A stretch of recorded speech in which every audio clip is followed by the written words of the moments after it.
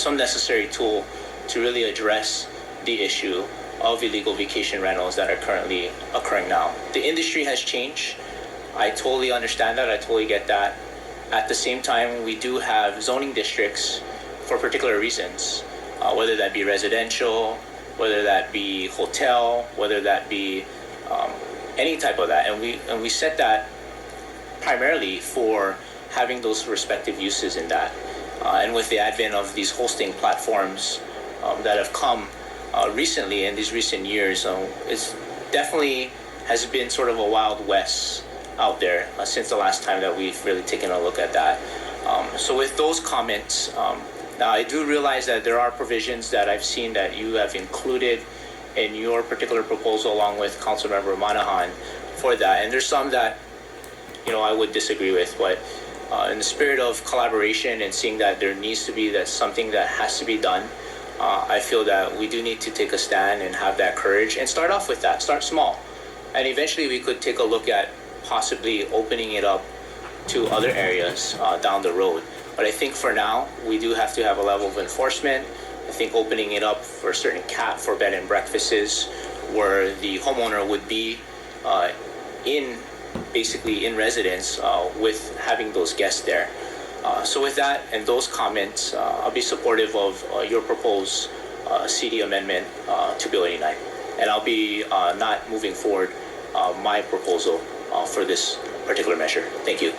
Okay, I wanted to clarify that what I am proposing is the proposed CD2 that was posted on the agenda, and to also include the technical amendment that Councilmember Tsuneyoshi had discussed at the beginning of this hearing. It's a very technical amendment, and the DPP director had indicated that it is of a technical nature. So we would also incorporate your proposed amendment. Okay. Any further discussion? Yes, Councilmember Kobayashi. Thank you. Wow, this has been a long road. We've been having hearings on this for over 10 years. And each time it's been just hours of testimony.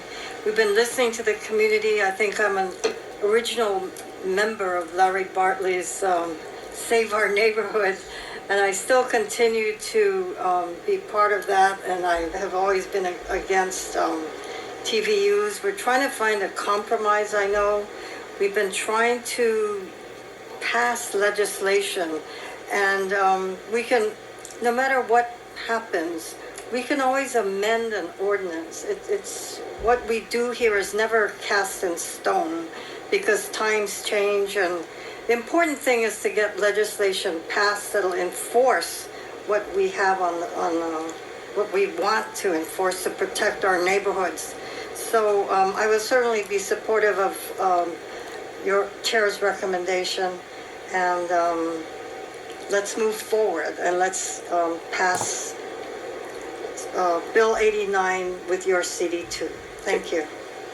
Any other comments? The M&M CD2. Okay. Yes, Councilmember Tsuneyoshi. Just briefly, Chair and members, thank you for allowing me to sit in today. I believe this is a very important issue, which is why I've sat through this hearing. I wanted to thank everyone who came out to testify. I think it's important that although this issue has caused so much, some would say, very strong feelings from both sides, that we do have to look to the long term and to the future. And as a parent, I think we have to look at what is sustainable long term. And I do believe that making sure we enforce and make sure we return our housing supply back to housing is where we need to be right now. As was discussed earlier by one of the testifiers, that in not too many words, he summed up that economics really drives the home prices here on the islands, especially here when tourism is such a lucrative business. We can expect that if we don't take action now, we can expect home prices to continue to drive up based on this potential for to make so much money for that. And I thank you also for considering my amendment that we brought forward today, and just wanted to thank the members and everyone here who came out for this issue today. Thank you. Okay, any other comments? Yes, Councilmember. Chair, thank you. Thank you all for staying. Geez, we're going on 8 hours at this point. I just want to echo the sentiments of my fellow council members, but I did have a question for you, Chair. The effective date would be November 1st of this year? No, there are two different effective dates, bifurcated effective dates, as I explained earlier. So let me just go through that very briefly. Thank you. Yeah, so there are two different effective dates. Sections 5, 6, 10, 11, 12, and 17, and certain amendments in sections 9 and 13 of this ordinance take effect on October 1st, 2020. Okay, so that would include, for example, the hosting platform provisions. The remaining sections would take effect on October 1st, 2019. And so these remaining sections relate to the non-conforming use certificates for TVUs and B&Bs, because these cover existing short-term rentals, the administrative enforcement provisions, the advertising provisions, the 30-day rental agreement provisions, and the written complaint process. Those would take effect August 1st, 2019, the rest October 1st, 2020, to give DPP an adequate opportunity to get up to speed. Thank you. And again, I'm in support. I think enforcement is key, and at some point we can talk about perhaps expanding TVUs or B&Bs, but that in and of itself would be a very long process, I think, as well. And I think you clarified my question about what the one testifier dealing with Elite Rentals is the name of the company, that if you're renting out once a month, even if it's shorter than 30 days, you're still legal. But thank you. Okay, so you're concerned about enforcement. Again, that's the reason why, with respect to the administrative enforcement provisions and the advertising provisions, that those are among the provisions that take effect August 1st, 2019, in a couple of months. Okay, any other comments? Okay, well, let me just offer some brief remarks. So I am very sensitive to all the views that have been expressed on both sides of the issue. And I thank people for those who have come out, not just for this hearing, but for previous hearings. I thank you for your willingness to devote your time to offer your very important comments and remarks and input regarding this important issue. With that said, I really believe, colleagues, that we need to move forward with these measures. I believe that the proliferation of thousands of illegal vacation rentals throughout the island has mushroomed out of control. It is a problem that has grown significantly since the city adopted its short-term rental ordinance in 1989. It has resulted in negative impacts in our communities. So in that regard, I believe the solutions are long overdue, and that the council needs to take decisive action now to address this problem.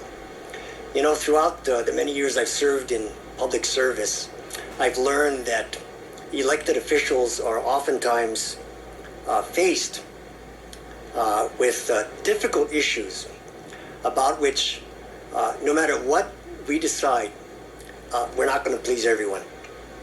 However, we're elected to make the tough decisions. We need to vote our conscience to make decisions that we think reflects the overall public interests. And for those reasons, I am asking my colleagues, I appreciate the support that my colleagues have communicated or expressed now for the measures that are before us, because I think that they would provide the kind of strong and effective regulation and enforcement that are needed to rein in this growing problem in our community.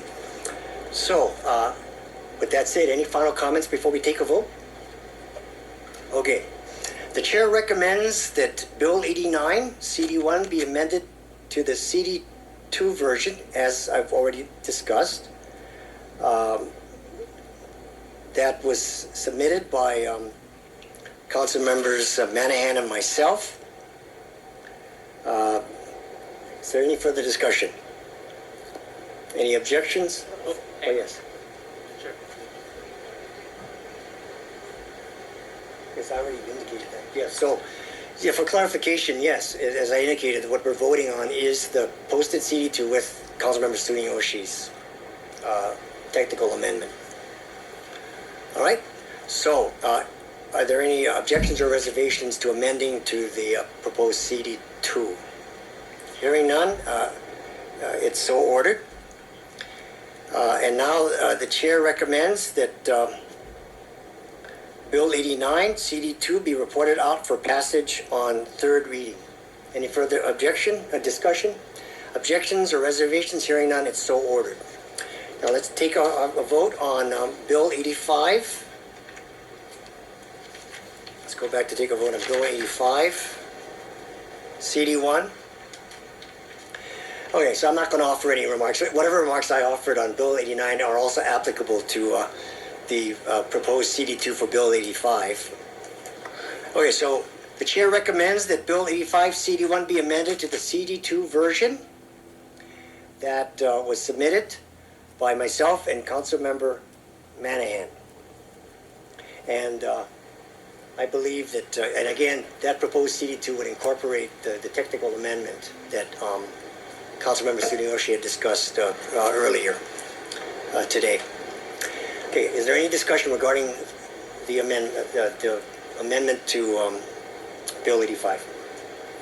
Okay, any objections or reservations? Hearing none, the bill is amended to a CD2. The chair then recommends that Bill 85 CD2 be reported out for passage on third reading. Any further discussion? Any objections or reservations? Hearing none.